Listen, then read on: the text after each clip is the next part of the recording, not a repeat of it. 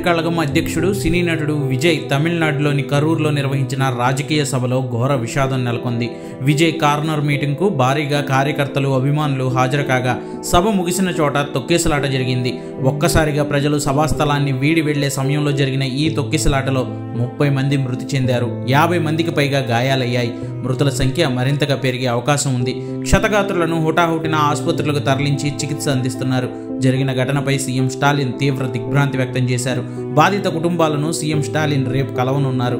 విజయ్ సభకు కనీసం 10,000 మంది వస్తారని కరూర్ పోలీస్ స్టేషన్లో టీవీకే పార్టీ ముందస్తుగా సమాచారాన్ని అందించింది. అనుకున్న దానికంటే 5 ఎక్కువగా 50,000 మంది కార్యకర్తలు, అభిమానులు విజయ్ కార్నర్ మీటింగ్కు హాజరు కాగా అక్కడ అంతమందిని హ్యాండిల్ చేసే వ్యవస్థ లేకపోవడంతో ఈ ఘోర విషాదం నెలకొంది.